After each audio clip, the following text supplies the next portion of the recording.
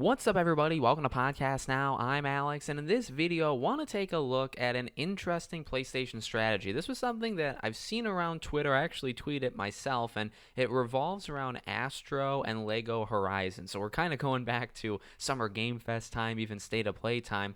This is a very interesting idea from PlayStation that I think is going to work. I'll spoil it, in the beginning of this video. I think it's a good plan. And before anybody comes after me and says, oh, let's start a console warrior thing, I've long said the Xbox strategy of bringing it to different systems is actually fine. I think it works with Game Pass. I think, if you want Game Pass to be the thing, then you want them to be able to play games, them being the consumers.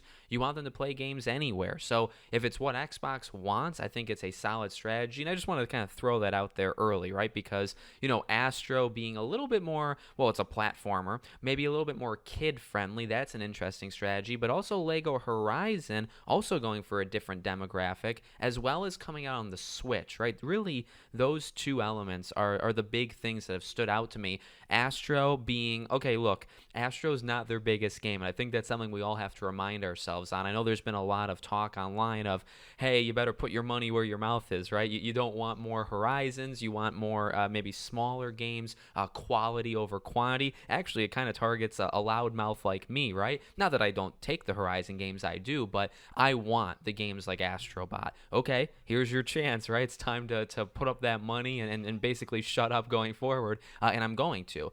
Astro in that way, I think, is a really awesome strategy, even though, again, it's not the biggest game of all time. And you could maybe argue going more towards kids. You could probably argue that more with Lego than Astro, but I just like the idea of kind of doubling down on almost this mascot that doesn't seem like a mascot, but could become one, right? I really think that's actually what Astro represents, where he's cool, it's a nice design, it can apply to children or appeal to children while also appealing to anybody. It's a platformer. Again, there's been a lot being said about it where, is this like their combat thing to like Mario or something? And while I don't think this is going to sell Mario numbers, that would be insane, I think this is a good idea. Like, again, this is what we've been asking PlayStation for, right? Like, I've been here pounding the drum for Sly Cooper, or if you wanted the Jak and Daxter, even like a Ratchet and Clank, Astro fits that kind of mold. And there's the respect for PlayStation brands and the history, all that stuff with Astro. So I think it's a great idea. And again, that's an interesting strategy that I guess they didn't have to do.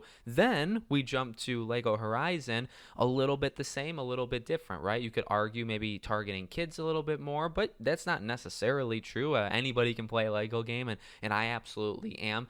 I feel like this does serve a different demographic, though, than the base Horizon game. I think you can easily say that, right? And again, this is actually more what we wanted. When it was first rumored, and I've said this before, when Lego Horizon was first rumored, I was like, more Horizon. Like the 5th Horizon project, we've heard about the remake remaster. There might be like 2 different multiplayer things. It kind of got tiring, but upon sitting on that rumor and then seeing it at the Summer Game Fest, it looks awesome, and it's a different side to Horizon than we've seen before. So, I mean, that's a personal side of me that I think it almost looks refreshing, although being a Horizon game. And then again, the strategy from PlayStation and the target. So the big thing for this one isn't even necessarily, again, Astro maybe serves like a platforming side that PlayStation's not really heavy on, but this one is more for kids, I would say, and also putting it on Switch. Now, again, I think that's a really, really smart move, especially because, well, number one, I think you're just going to sell more. I think a Lego Horizon game on Switch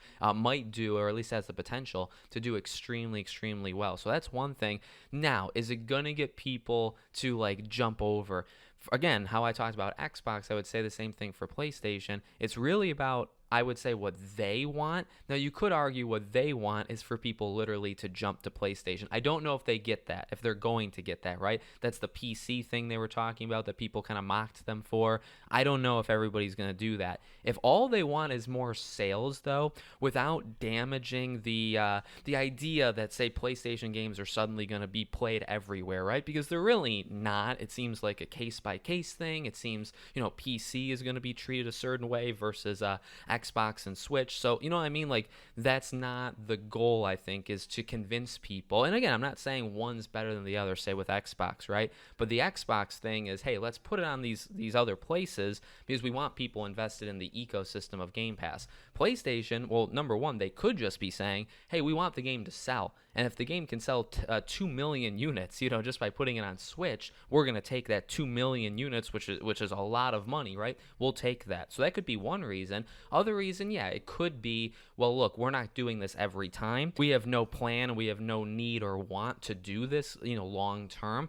We think this targets a demographic on Switch. We want that demographic potentially to come over to PlayStation. We're going to do it. Now, does that mean the strategy is going to work if that is the strategy? Not necessarily. In fact, I think largely that wouldn't work in the same way that I think about the PC thing, right? But I do think I think overall it's smart because at least I'm looking at it from, you're not damaging the PlayStation brand. People aren't going to suddenly think, oh, every game is coming to Switch or every game is coming to Xbox. So you don't hurt that. And again, that's PlayStation's plan, right? Not hurting that. So, okay, you accomplish that. And you also might get a couple million sales from it. So I like it. I think it's a solid strategy, and I'm happy for it because I think Lego Horizon does look really, really good. So there's my thoughts on Astro and Horizon. We'll see if, you know, more games down the line follows it, and that would maybe change my opinion on the strategy, right? If more and more follow. But for now, I think it's an interesting strategy, and I kind of dig it. So let me know what you guys think in the comments. Make sure you're subscribed to the channel, bell icon turned on. I hope to see you all on the next one.